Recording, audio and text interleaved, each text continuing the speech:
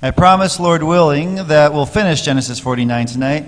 But I was thinking about this chapter, and I found myself wondering, what blessing would I want pronounced over me? Do we think about that? What blessing would you want pronounced over you? Or over your children or grandchildren? We probably don't think about this too often. It's not a part of our culture to give a formal blessing at the end of our life, at least not like Isaac and Jacob did.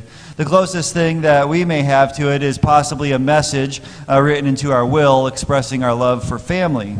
So what we tend to focus on is giving an inheritance to our children and grandchildren when we pass away and what we are leaving behind for them. And we do that partly because of how we view blessings today. Most people, when they say they are blessed, are speaking about what they have. Maybe it's their health, maybe it's their home, maybe their land or their car or their things. Maybe it's family and friends. In most cases, we can use the word blessed to refer to our gratitude or our sense of contentment.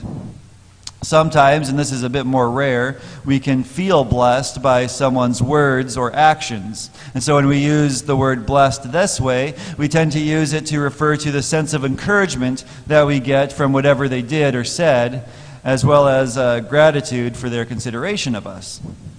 Blessings in general is something we tend to feel.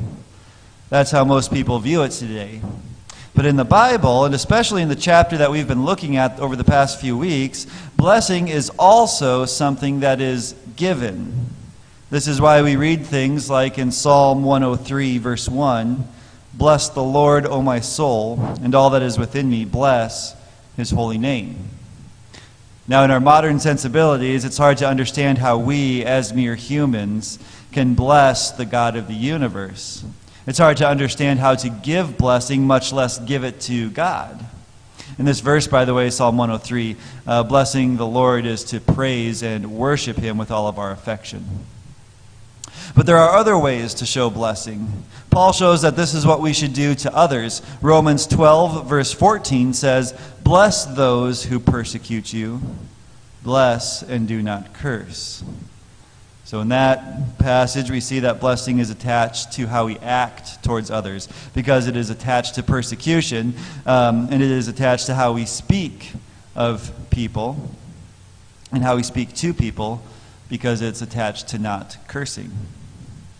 But for our purposes today, and the last couple of weeks, blessing is something that can be pronounced on someone. Sometimes, like we saw 2 weeks ago, that blessing can take a form of rebuke, as it did for Judah, Simeon, and Levi. And other times it can take the form of encouragement, as it has for Judah, Zebulun, Issachar, and Dan. And so I come back to my original question: what blessing would I want pronounced over me or over us? What blessing would I want to pronounce over someone else? Well, let's remind ourselves about what Jacob has spoke over his sons. So far, we've learned in this chapter that this is a prophetic blessing. We've seen two common interpretations of this chapter from scholars that we should ignore. We looked at this a couple weeks ago. The first one being that this passage was added hundreds of years after Jacob's life. We should ignore that. It's attributed to Jacob. We should just trust that it's something he said. And the second one being that this was meant to describe Israel's astral myths, their zodiac signs, as it were. That's reading way too much into it and misinterpreting a lot of things, so we should ignore that as well. We've seen that this prophetic blessing refers to the Messianic age, that includes the whole of history of the completion and living within the time of Christ's salvation. We've seen harsh words for Reuben, Simeon, and Levi due to their past sin, but we've also seen that they're still included in the family and are part of the tribes of Israel. Even with these harsh words, they are still under redemption. There is still redemption. And we've also seen a theologically and historically rich prophetic blessing spoken over Judah. From his tribe would come Christ, who would be a giver of rest. Jacob spoke of Zebulun's inheritance and Issachar's ability for manual labor. And we closed last time looking at Dan's coming judge, most likely referring to Samson, that would bring justice to the land. We also saw an interpretation that the Antichrist could come from Dan. Remember how that this passage said that that Dan is like a serpent, and then it went on to, and then we went and looked at Revelation 7 and how Dan wasn't included as one of the tribes in the 144,000, and some people thought that maybe that's because the Antichrist would come from him. But then we talked about how, for a few reasons, how that was reading too much into verses 16 and 17. So that's kind of just a quick overview of what we've seen all the way through verse 17 of this chapter. So let's finish the rest of this chapter, and I'm going to pick up reading in verse 16 just to give us a little context for 18 and on. So starting in verse 16 of this chapter, it says this: Dan shall judge his people as one of the tribes of Israel. Dan shall be a serpent in the way, a viper by the path, that bites the horse's heels, so that his rider falls backward. I wait for your salvation, O Lord. Raiders shall raid Gad, but he shall raid at their heels. Asher's food shall be rich, and he shall yield royal delicacies. Naphtali is a doe let loose that bears beautiful fawns.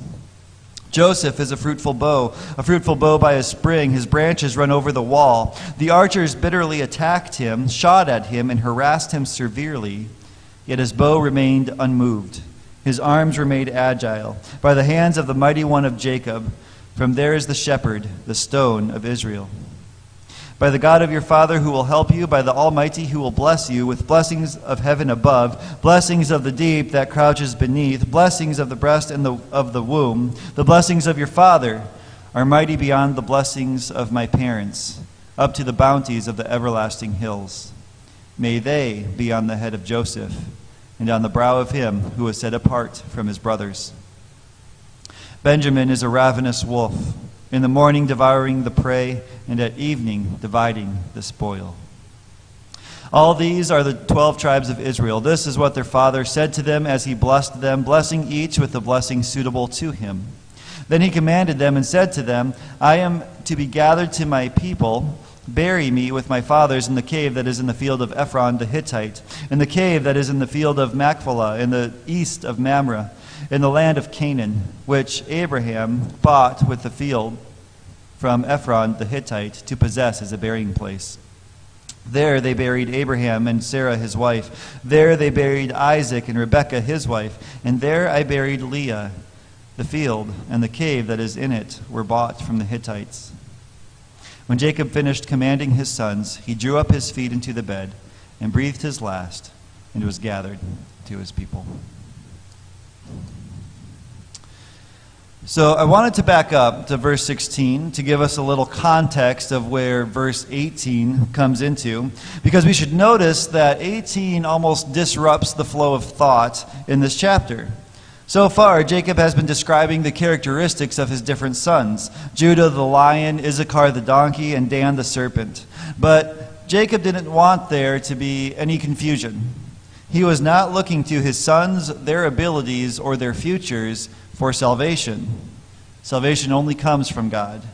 So Jacob shows that he places his sole hope for salvation and deliverance in the hands of God alone, which shows us just how far Jacob has come. I mean, throughout his life, Jacob continually plotted and schemed to get what he wanted out of a situation.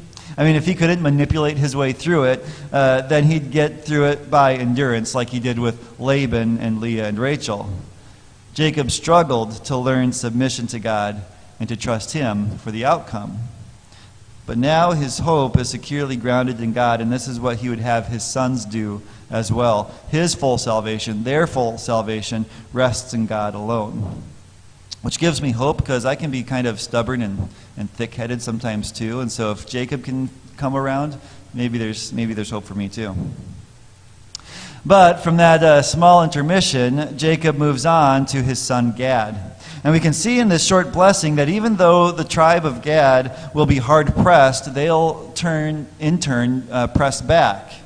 They will attack those who attack them. And there's a play on words, and I put it up here because Gad, raiders, and raid are all built upon the same Hebrew root. It looks like this. So Gad, you can see this letter and this letter is the same as this one, and the same as this one, and this one. So Gad, raid, and raiders are all the same. So when he says raiders shall raid Gad. Just doing a play on words. I love that. Jacob foresees that Gad will be especially exposed to raids of marauding bands. And this would happen in their future in the desert. Midianites, Ammonites, and Arabians would all attack them. But even though that would be the case, Gad was quick to defend themselves and strike back. In fact, 1 Chronicles 12, verse 8, describes the Gadites this way. It says, "From the Gadites there went over to David at the stronghold in the wilderness mighty and experienced warriors, experts with shield and spear, whose face were like the face of lions, and who were swift as gazelles upon the mountains." See, these men knew what it was to be experienced warriors. They were known for that. And so the idea of raiding at their heels means that this tribe would be in close pursuit of their enemies. I think this would be an encouraging word to this tribe. Even though they will face trouble in their future, they'll be able to rise to meet that trouble.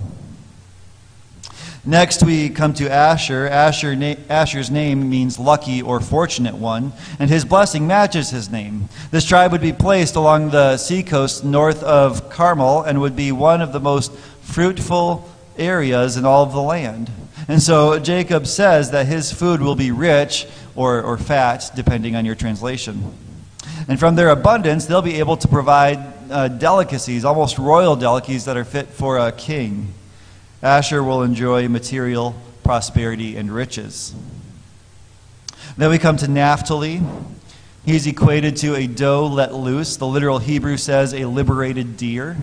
And so this gives us a picture of this tribe being quick to respond to disaster or quick to answer a cry for help. Some commentators point to Barak as exemplifying this characteristic. Remember from Judges when Deborah called to Barak to help fight Sisera. He at first resisted, but when he was convinced, he put the call out to his tribe and to Zebulun, and 10,000 men quickly responded. Now, the ESV and the NIV translates the second half of this verse by saying that he bears beautiful fawns. But the KJV and the NASB translates the Hebrew a little bit better by saying that he gives or utters beautiful words.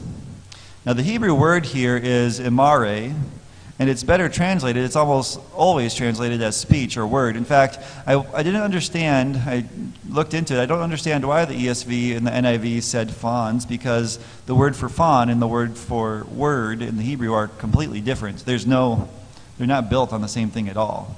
And so I think it's better that it goes with words. Having beautiful words seems to be more the sense that it's coming from the Hebrew.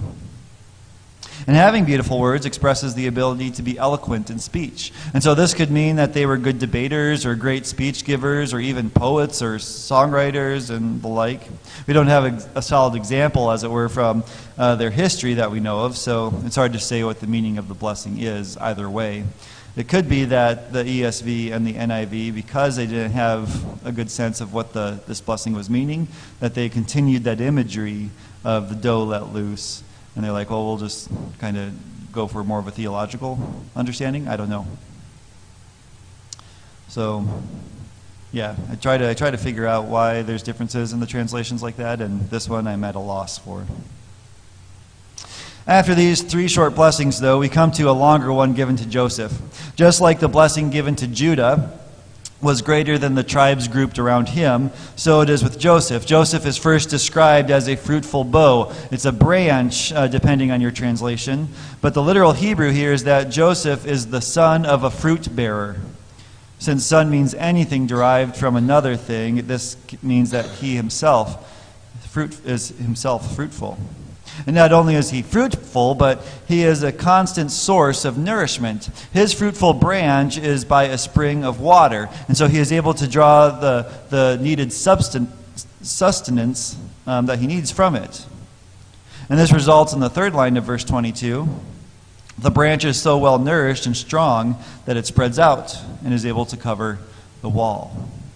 And so this is a picture of just a healthy and thriving vine.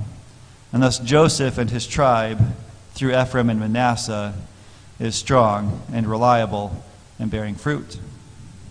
But verse 23 provides a stark contrast to verse 22. Jacob moves from fruitfulness to attack. It's because the tribe is so successful, maybe, that he's going to be antagonized by others. But notice in verse 23 that it's all in the past tense. Verse 23, the archers bitterly attacked him in the past, shot at him in the past, harassed him severely. That's all happening in the past. So Jacob may be referring to how Joseph was attacked by his brothers. But in verse 24, Joseph was able to withstand that attack and remain constant through it. After all, look at how those archers are described in verse 23 are described. They attacked him, they shot at him, they harassed him severely. The word bitterly comes from a Hebrew word meaning to make life bitter, and attack severely from the Hebrew word to persecute him. And so Joseph has borne the brunt of hostilities and of opposition, more so than any of his other brothers. And yet, how does it describe his bow? They remained firm. How does it describe his arms? Yeah, agile and strong. So his hands did not weaken. His focus did not falter. He continued to use the bow over and over again. So this gives us the picture of just quick movements as he, in this illustration, is snatching arrows from his quiver, placing it on the bowstring, bending the bow, taking aim, and letting the arrows fly. Every movement comes without falter. So Joseph, in the midst of his trials from slavery to now, has not faltered in defending or keeping his integrity. And we saw that as we went through the events of his life. But did he do this in his own strength? And that would be a no, because according to verse 24, by whose hands was Joseph able to do all this? The mighty one. God's hands, the mighty one of Jacob. Jacob describes God as the shepherd, as the stone or rock of Israel, depending on your translation. Those descriptions for God that we see here are placed on Jesus in the New Testament. And so we see that they haven't changed from the very beginning of time. God has been understood as a shepherd and has been understood as a rock on whom our faith is founded for thousands and thousands of years before Christ and for thousands plus years after him. God is the same yesterday, today, and forever. He protected and strengthened Joseph just like he protects us today. And so Jacob moves from the past tense to the future tense in verse 25, from saying his arms were made agile to how God will help him. Joseph was kept and protected by God, who shepherded him in the past and will help him in the future. And so Jacob is speaking of the faithfulness of God. And he's calling for Joseph and his brothers to put their trust in him as well. God will help Joseph, and he will bless him. And these blessings begin to be rained down upon Joseph. I mean, if you just look at verse 25 into verse 26, I mean, blessing is just spoken over and over and over again. And these blessings are specialized. First, it says, blessings of heaven above. And so this would be referring to blessings such as rain and sunshine and just, pleasant breezes. And then these are followed by blessings of the deep that crouches beneath. So what is pictured here are the waters stored in the earth that are essential to provide growth, as well as much needed streams and fountains to draw drinkable water for his family and flocks. So we see blessings from above, blessings from below, and then we see blessings of the breasts and of the womb. This refers to multiplying offspring and having the ability to care for them successfully. So these three blessings would constitute blessing the whole realm of known physical existence. The weather, the plants, the groundwater, human life. This is what is pronounced as a blessing over Joseph.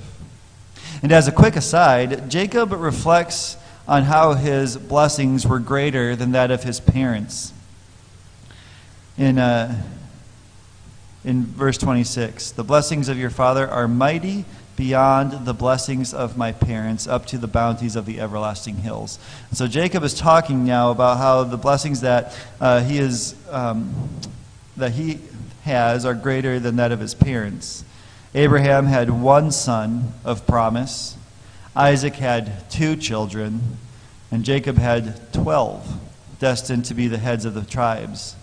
And remember from Genesis 46:27 that by the time Jacob came to Egypt, his total descendants numbered 70. So this is all the providence of God. These blessings extended even to the everlasting hills, as line 3 of verse 26 says. The blessings are thought of as growing in such abundance that they fill the whole land like water would fill a pool. And so Jacob pronounces over Joseph that these same blessings would be extended to him, that he would see the same multiplication in his descendants. Now, speaking of Joseph, he says at the end of this, may they be on the head of Joseph, and on the brow of him who was set apart from his brothers. So speaking of Joseph as being set apart from his brothers, Jacob uses the word Nazir from the word Nazarite. That's where the word Nazarite comes from. Joseph was set apart and consecrated by God. And remember, we looked at this a couple times, so let's just remember where this comes from. Not only from here, but we also see it in Psalm 105, verse 17. This is what Psalm 105 says. Verse 17, He, that is God, He sent a man ahead of them, Joseph, who was sold as a slave. And we talked about how God had a purpose for Joseph, and by means of his brother's sin, he consecrated Joseph for a specific task. And that task was to provide for Jacob and his descendants at the right time. And so Joseph, even though Nazarite vows didn't exist then, he was still set apart as a Nazir. And so he stood apart from his brothers, and he received blessing upon blessing because of it. And finally, we come to Benjamin. Benjamin is described as a wolf that tears its prey to pieces. And to show just how successful he is at this, Jacob speaks of him as always having prey. In the morning he devours it, and in the evening he divides the spoil. So the idea is that every time in between morning and evening, this is true of him as well. And Jacob is saying that Benjamin is always successful in his actions against his enemies. At the same time, when he encounters his enemies, he is a fierce opponent, like an attacking wolf. Now, we may know from history that the tribe of Benjamin, they weren't always successful when they did go on the attack. I mean, even if we just look at one person, King Saul came from this tribe, and because of his sin, he was deposed as king and constantly routed by David. But we do also know that the judge Ehud and even King Saul did show their persistence in engaging their enemies, like what is talked about here. Still, how this comes true in their future is largely left unknown to us. And so after having spoken all of these blessings, we see a concluding sentence in verse 28. We're reminded that the 12 tribes have just been blessed. And so it's important that we know each one has been blessed. We see the word blessing 3 times in verse 28, almost as if it's underlined and circled to draw our attention to it. For people like Reuben or Simeon and Levi, when they were talked about, it almost didn't seem like a blessing. So it's almost saying they're included in this blessing as well. Then Jacob gave a command, one that Joseph had already been placed under oath to fulfill. This time, though, all the sons received the same charge as Joseph. According to verse 29, who is Jacob to be gathered to? His people. Yep. He regards them as still existing, even though they are dead.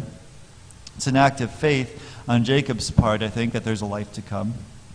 It's also an act of faith that he desires to be buried in the land of Canaan, the land promised to them by God. And so Jacob repeats in detail where it is, to whom it formerly belonged, that it's a cave and the other name that the field bears, and more so that there's no question, where to bury him. And who's all buried in the cave?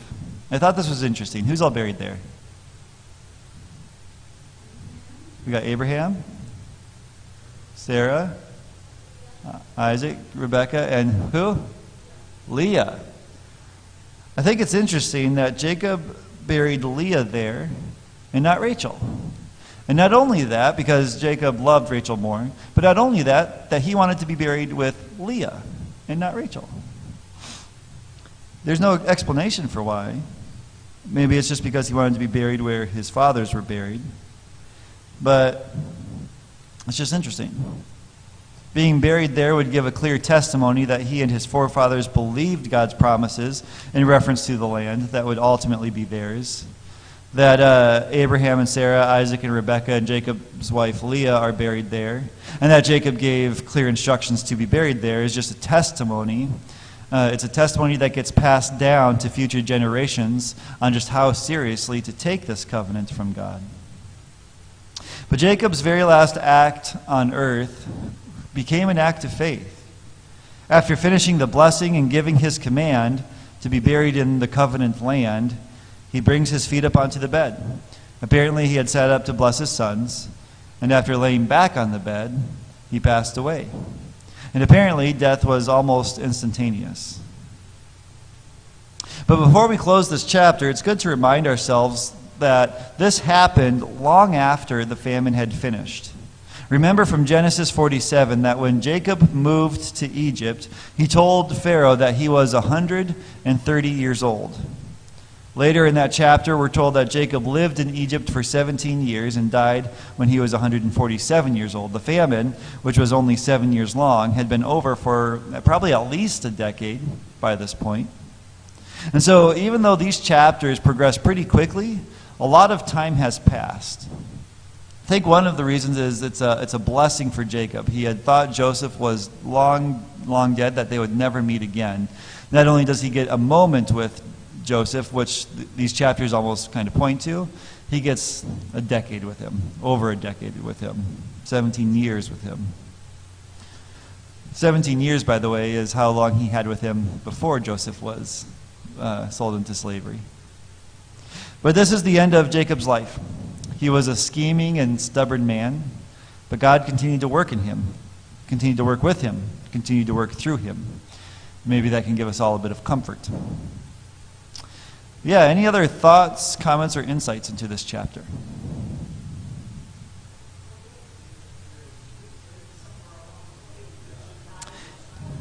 She was buried in Bethlehem, I think it said.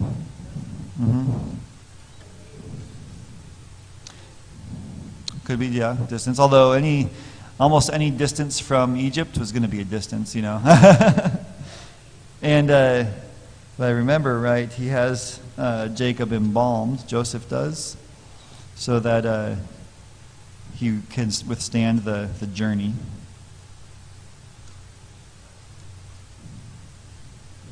Yeah, Rachel was buried in Bethlehem.